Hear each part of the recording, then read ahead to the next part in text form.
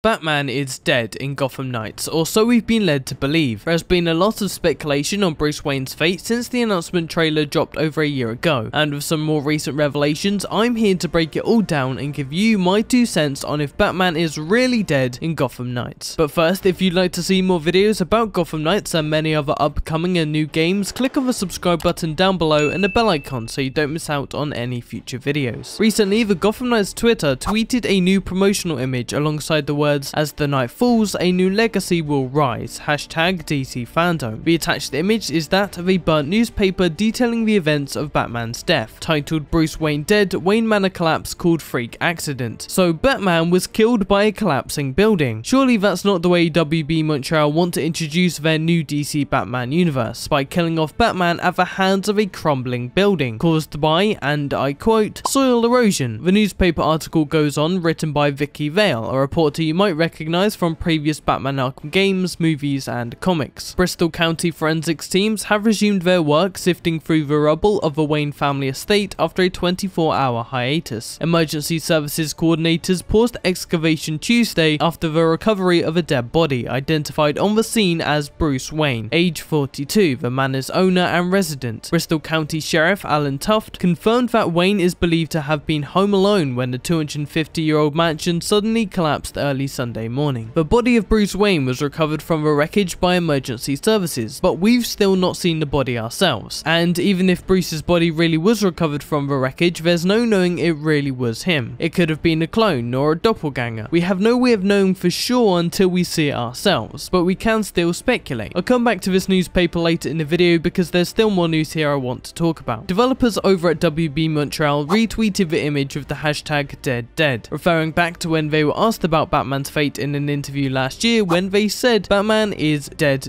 and he's dead, he is dead from the start of the game. The developers and marketing keep telling us Batman is dead, and maybe he is. Maybe they're trying to simply set our expectations, or maybe the aim is to persuade us from believing Batman will return so they can inevitably bring him back from the dead and not spoil the biggest plot twist of the game, which could be that Bruce Wayne was captured by the Court of Owls, brainwashed and converted into a Talon. Let me explain. First of all, as I've said, we don't see Bruce Wayne's dead body, and in the comic universe, if you don't see a dead body, they're never really dead. In the cover art, we can see Batman's reflection, so maybe that's one hint to his return. Before Gotham Knights had even been announced, WB Games used the slogan "Capture the Night" to promote their upcoming game set in the DC Batman universe. You might recognize this as the later rephrased "Step into the Night" tagline used in the announcement trailer and everywhere else. Capture the Night could suggest the Court of Owls did have a hand dealt in Bruce Wayne's death, or they were the ones who captured him. It could also mean that we, as Batgirl, Nightwing, Robin and Red Hood, have to capture the Dark Knight from the grasp of a Court of Owls. Batman may have been brought back to life and brainwashed into becoming one of them, a Talon. It would be a very interesting storyline to go down, the Bat family set to find and capture Batman. Not only this, but there is more evidence to support this theory. On August 31st, a Gotham Knights promotional poster for DC Fandom was tweeted with a bold Talon, the same Talon we've seen in the announcement trailer. The voice actor of Nightwing, Christopher Sean, replied to the tweet with "Now he looks familiar, but how?" hinting at the possibility of this Talon being none other than Bruce Wayne himself, brainwashed by the Court of Owls and taken into their order. Or at least that's how I interpret his response. Let me assure you, as much as I want to, I don't think we'll play as Batman at any point in the game, but we might have the opportunity to face off against the Dark Knight in a boss fight if he becomes a Talon. However, wouldn't it be too incredibly obvious to have Batman be killed off at the start of the game and later revealed as the big bad, or at least one of them? I'm hoping WB can subvert our expectations, because I will be a little disappointed if the outcome of Gotham Knights is so easy to predict. With that being said, it still would be an interesting route to go down, and we don't even know for sure if Batman died or survived. We're set to learn more about the Court of Owls in the upcoming Gotham Knights story trailer at DC Fandom October 16th, where we could get some more hints at the fate of Bruce Wayne, but I doubt it. With all the promotion Warner Bros has done telling everyone Batman is dead, I couldn't imagine they do a 180 and reveal he's alive before the game releases. But back to the newspaper image, because there's quite a few villains hinted at in the job listing section that we'll see in Gotham Knights. A bartender in Iceberg Lounge is our second indication Penguin will be in the game. In a job listing for animal shelter volunteers, it requires love for all animals, especially cats, implying we'll face Catwoman at some point. Then there's a picture of Pamela's Cafe Diner, Poison Ivy's cafe, which has already been showcased with an old in-game screenshot. There's a few other Easter eggs in here, but they're the main ones. It's cool to know Gotham Knights will have more great Batman antagonists to go up against, and we should see more of these in the upcoming DC fandom trailer. Do you think Batman is really dead? Do you want him to be or not? And what happens if he does survive? Let me know what you think in the comments down below. If you'd like to see more content like this, click subscribe and the bell icon down below and drop a like if you enjoyed. But as always, thanks for watching and I'll see you in the next video.